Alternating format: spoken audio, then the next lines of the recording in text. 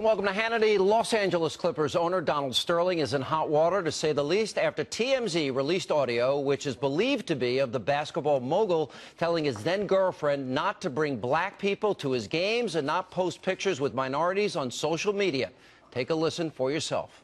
People call you and tell you that I have black people on my Instagram, and it bothers you. Yeah, it bothers me a lot that you want to broadcast that you're associating with black people. You have to. In your whole life, every day you could be with them. Every single day of your life. But they're not in public? But why publicize it on the Instagram and why bring it to my games? You could do whatever you want. You could sleep with them, you could bring them in, you could do whatever you want. The little I ask you is not to promote it on that and not to bring them to my games. I'm just saying, in your lousy Instagrams, you don't have to have yourself walking with black people. I admire Magic Johnson. Okay, good. I'm sorry. Okay. He's made a lot of changes for his community, for the world, for the people, for the minorities. He's helped a lot of people. Why are you forcing this down my throat? I'm finished talking to you. And I'm just saying that it's too bad you can't admire him privately and during your entire life, your whole life admire him. Bring him here, feed him, him. I don't care. You can do anything. But don't put him on this event for the world has to see, so they have to call me. And don't bring him into my games.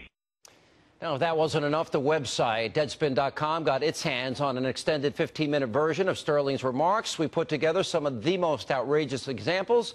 Here's that clip. Take a listen. I wasn't raised the way you were raised. Well, then, if you don't feel, don't come to my games. Don't bring black people and don't come. Do you know that you have a whole team that's black that plays for you? Do I know?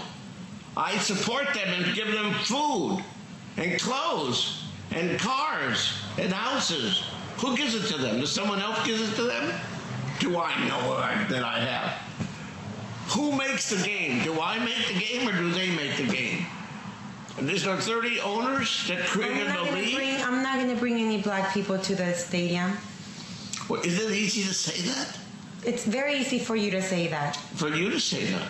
I won't say that to anyone. I would never ask anyone not to bring someone based on race or color. Okay. There's no racism here. If you don't want to be walking into a basketball game with a certain person, is that racism? Pretty unbelievable. Now, needless to say, the rant is causing major outrage within the NBA and beyond. First, the Clippers players. They staged a silent protest against their owner before yesterday's game, wearing inside-out warm-up gear in order to hide the team name and logo. In addition, basketball icon Michael Jordan and current star LeBron James, they're among those who are calling for immediate action against Sterling. And the fallout does not end there. We'll take a look at some of the reaction from some pretty well-known figures, including Magic Johnson himself, and even the president got involved. Take a listen. We cannot have an NBA owner discriminating against a league that we're a black league, Ernie. We are a black league. He shouldn't own a team anymore.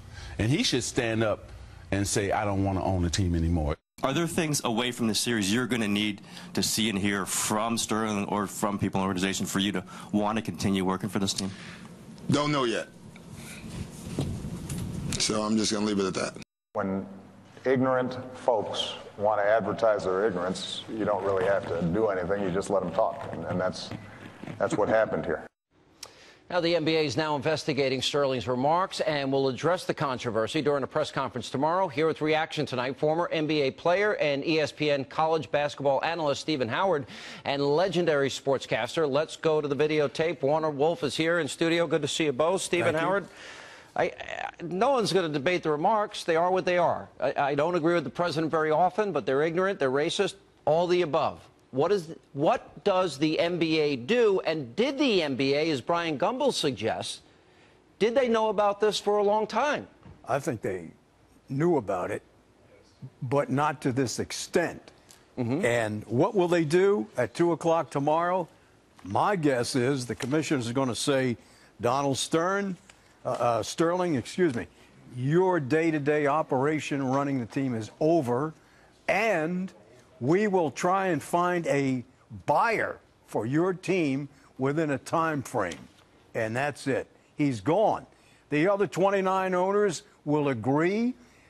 Sterling, they're going to say he's an embarrassment to them. He's an embarrassment to the league. He's bad for business, and we don't want any parts of you. But you know something? There was an on-the-record, Stephen, if I could bring you into this, there was a report he spent $2.73 million to settle a lawsuit brought by the Justice Department.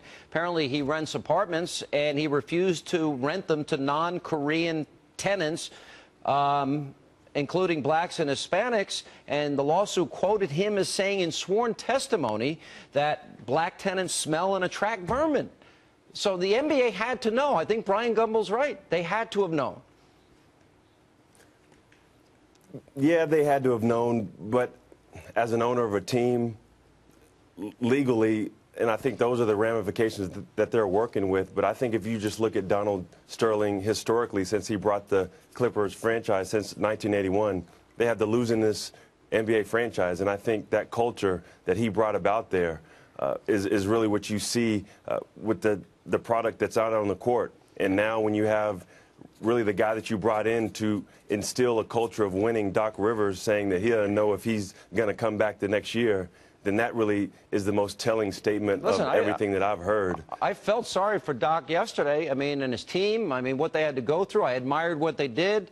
I thought they did the right thing. There is, Stephen, though, some ambiguity as it relates to the NBA and their specific rules. In other words, apparently there are rules that are public, and apparently there's some paragraphs that only the owners know about. Do we know for sure that they have the ability to push him out?